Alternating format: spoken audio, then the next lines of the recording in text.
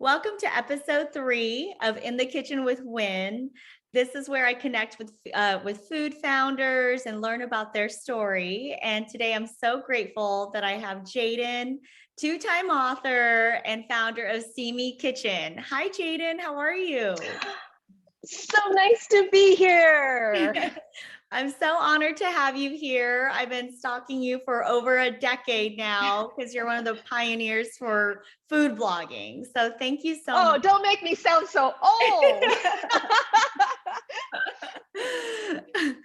So Jaden, the funny thing is, I've been food blogging. This is my last week was our 17th birthday. I've been food blogging since before Instagram was even a thing. Right. Before Pinterest was even conceived of. Twitter had just launched. Facebook was still new. So it's been a long journey. I love it. I love it. So I'm a newbie to the food industry. So I can't wait to hear all the advice that you have. Tell us a little bit first about your business. How did you get started? Well, Steamy Kitchen started as a food blog. And back then, there was no such thing. Nobody knew what a blog was. So on my business card, I wrote alternative journalist because no one understood what a blog was. But I started Steamy Kitchen because I had just moved from San Francisco to a little small town in Florida. And I was at a restaurant called Bangkok Tokyo in the lobby waiting for my to-go order. And at the corner of my eye, I saw some woman sitting at the sushi bar with the perfect nails, the beautiful shoes, and on her cell phone. And she said pretty loudly, she said, "Oh, I'm having sushi at the Chinese restaurant. Come meet me here." And I'm like, boy, wait a second. This does not make sense. Bangkok, Tokyo, not China, but still, and so I got upset and I was like, God, where did I move to? Because I'd come from San Francisco, culinary, this is where there's so many restaurants, right? So much good Asian food up north. I know. And so I decided, you know what?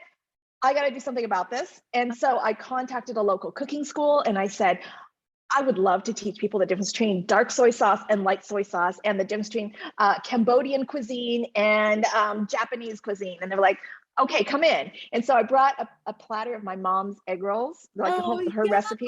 That was my resume. Because I had no culinary experience. And they're like, okay, you're hired.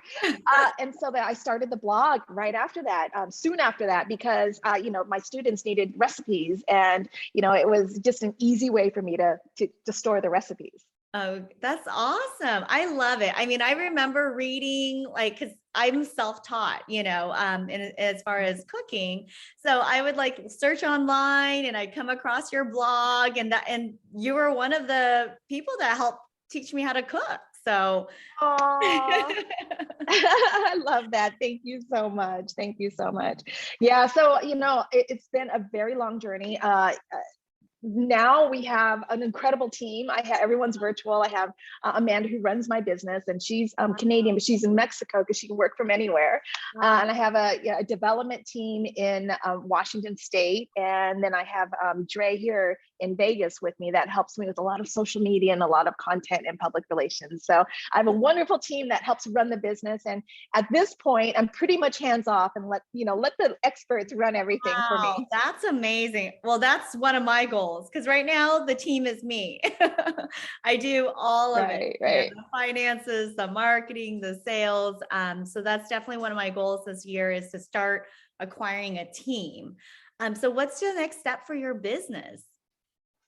Well, I'm going to touch on that because, a lot of people who are makers and crafters and people who love to have hobbies, they would love to start their own business. And I think a lot of them don't realize that if you start a business, only 20% of what you do every day is related to your craft. The 80% is everything else, from being the janitor to the dishwasher to marketing to sales to being your own PR person. There's being tech support, right? So there's a lot of things that go into a business, and the craft is only a small part. And if you're not ready for that 80%, that's when, when you start the business, you're like overwhelmed and you're like, this is sucking the joy out of cooking for me. And, realizing, gosh, I need to find someone that loves that 80%, that's better than me at this 80%. Then I can just focus on my 20%. So I always encourage people, well, maybe find a partner, or just realize that, 80% of the time you're going to be doing things that aren't related to your craft. I absolutely agree with that. And so tell us a little bit, like you've talked about several times, you mentioned it's a long journey.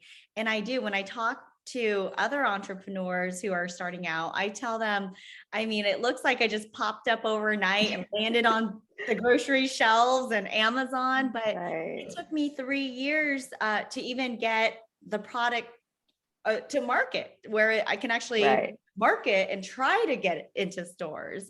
So tell me about your journey, what advice you have for people that are looking to start their own business, or that are I have a lot of advice. The first one I think is the most important, is that you make decisions based on your commitments and not how you feel.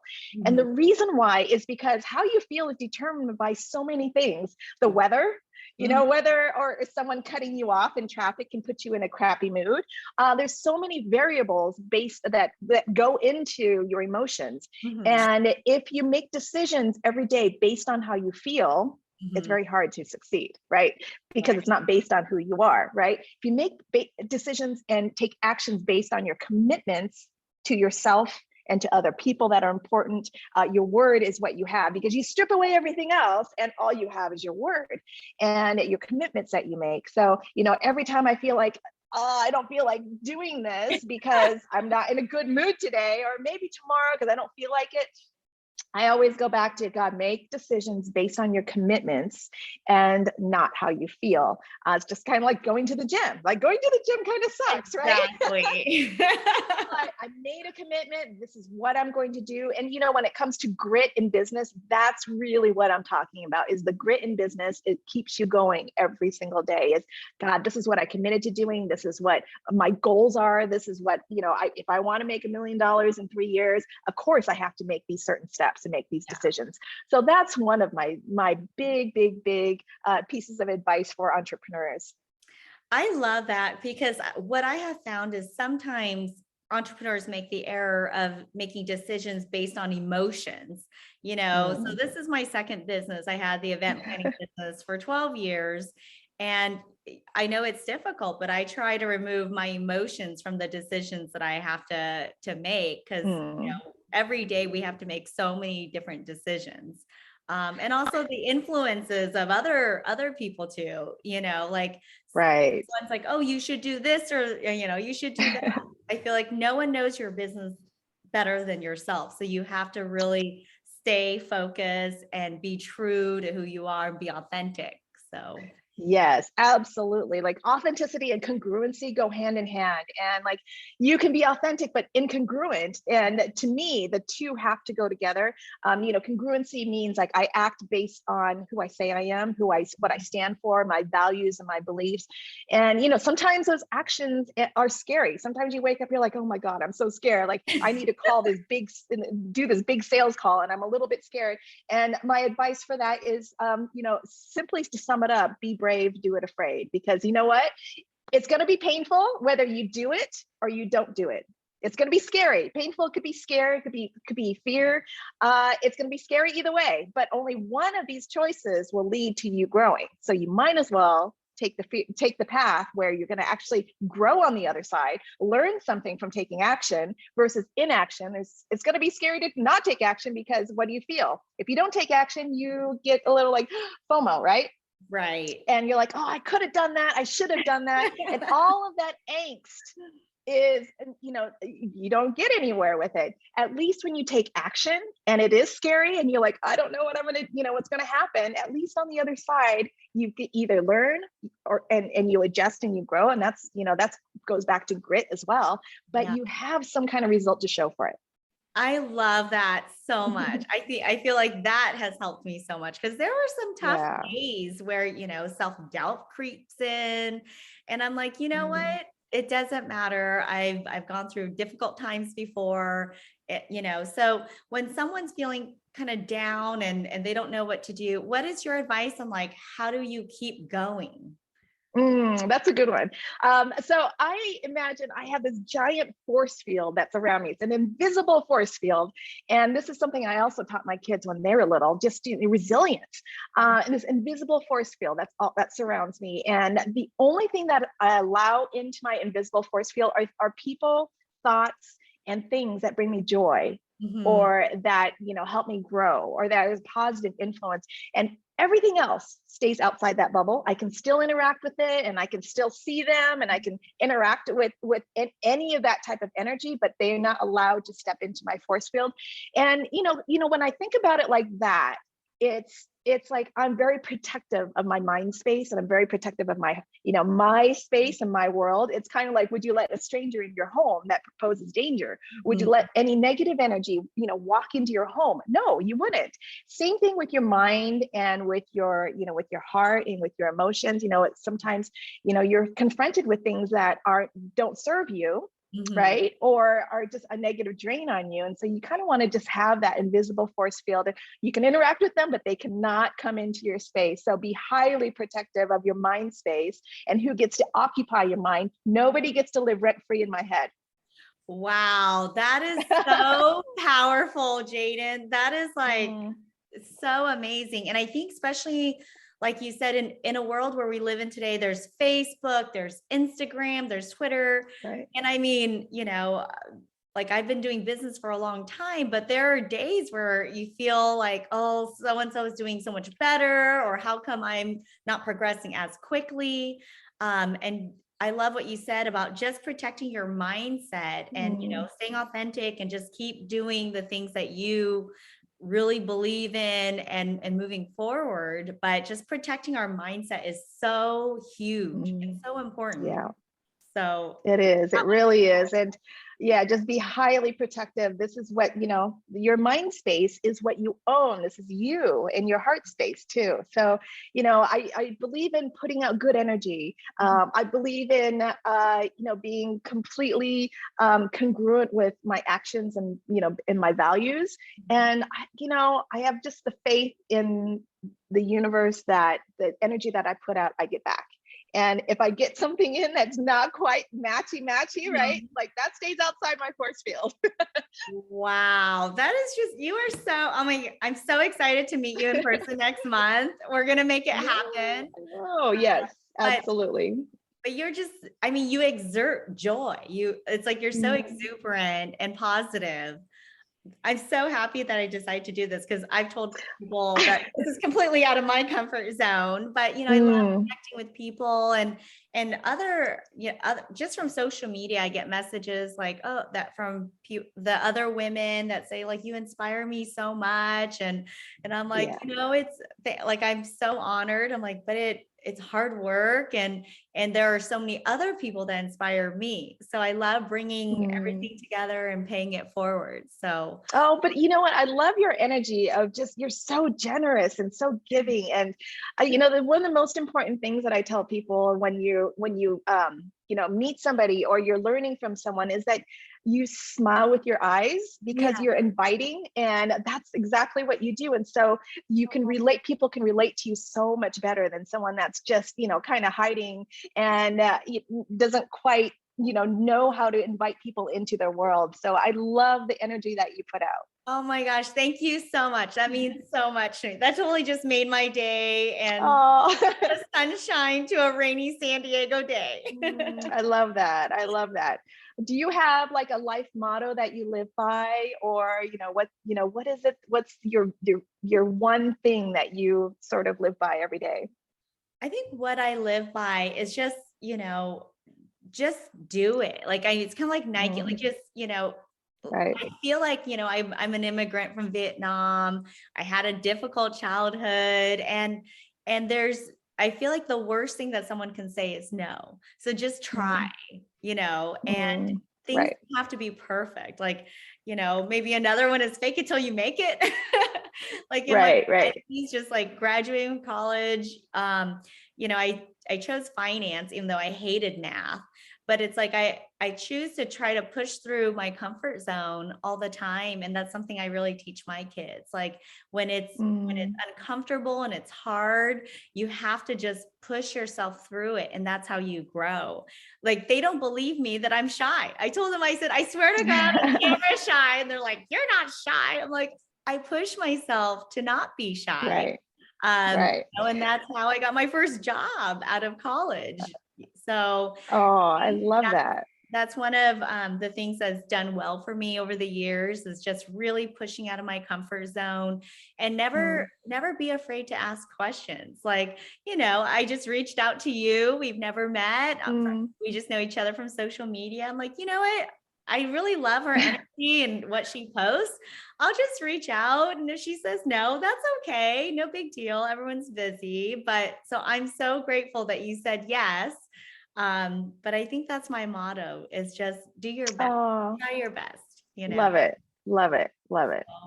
And I love making people happy and helping however I can. So I think that I can't always do everything and connect with everyone, but it just takes one person, that says like, I help them through either a business or a personal thing that makes my day. So yeah, you're going to be inspiring millions of people with just your experience and your story, and you ask such great questions that you can tease out sort of the secrets to what makes someone successful or happy, and you're wonderful at that. So I know you said you're new to this and it's hard, but oh my gosh, you're doing such a great job. Oh my gosh, thank you so much. And then my first post, I'm like, I'm not good at editing. I'm doing everything myself, but if it helps one person, it's worth it. It's worth it to me, So. Right. Okay. So I have another piece of advice for you. Sure. and everyone, and all of your viewers and listeners. And you mentioned something that really,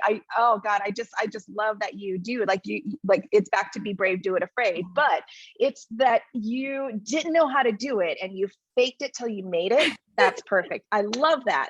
And the reason why is because nobody knows how to do things unless they try and they start taking action. And that little bit of action creates momentum. Yeah. It's really hard to go from standstill to a sprint. And win a race. But if you start walking and then you start jogging and then you're like, oh, this kind of feels good. Let's maybe we'll go into a run. And then, then you created the momentum and you start learning and becoming comfortable in doing something. Yeah. So I love that you can, you just take action. I always say this is something that I practice is like, body first, your mind will follow later. It's really, really hard to change your mind about something. And it's really hard to will yourself to do something, but it's a lot easier if you start with your body. So that means like just moving your body, taking action. And how I learned how to be on TV, like you mentioned earlier before we started recording, was like, how did you learn how to do all this? Well, I actually just did it. I call it my 3 M's. First, I chose who to learn how to cook on TV and to do public speaking. I picked out some of my favorite people that I really respected, their energy and just the way they relate. And one of them was Rachel Ray, another one was Martha Stewart, another one was Oprah. And I started like just studying them on TV. I had them on the screen. I would just study them. And I was like, what are the mannerisms they use, or what are they thinking about when they're on TV? And what are they looking at? And so I started taking notes and really studying. And at first I would just mimic. So that's the first M's, is the 3 M's. Okay. Mimic. I would mimic them. And I was like, how does this feel? I'm getting my body moving. I'm trying to mimic some of the actions that they do, because obviously they're experts in their own fields. Right. And then once I started mimicking, my body started feeling a little bit more comfortable. And then that turns into the next M, which is mirroring. So then my body, I started adding a little bit of my own energy and my own, the way I move my hands or the way that I cook on TV, just sort of my own style. So that's the second M. And then the third M is after a while, your body's like, okay, I get this, I can do this. Yeah. And then you start getting the confidence. And that's when you make it your own. So it's mimic, mirror, make it your own. That's how you can learn any skill so quickly and so easily. And that's how you get over the hurdle of, fake it till you make it. It's really not fake it till you make it. It's really like practice until you get confidence. It's practice. Yes. Actually, it's really practice. It's kind of like riding a bike. You know, Right. when you were little, you just got on. You didn't read 10,000 books on how to ride a bike, right? Your parents just like put you on the bike and like, go. Yeah. And pretty soon you were wobbly. You were wobbly at first, and then you thought, oh, okay, I got this. And your body started getting comfortable, and then your mind changed. You're like, now I'm confident Love about that. getting on the bike and riding. So body first, mind follows. I love that. And I totally agree with you. And before I hated doing the Instagram stories. I'm like, who wants to listen to me talk? And I don't even know what to say. And so, but I was so bad. I've been so out of practice doing videos. I'm like, you know what? I'm just going to start sharing the things I do every day. Just Right. to practice speaking on camera, looking at the camera, feeling comfortable being on camera, even if it's just me Right. with one hand and cooking with the other. Oh, you're doing fantastic. You're doing so well. So But love it. I can say, over time it feels more comfortable. And so I think it's just practice and then starting to get that confidence. And I think this podcast is great too. So it's just, meeting. Yeah.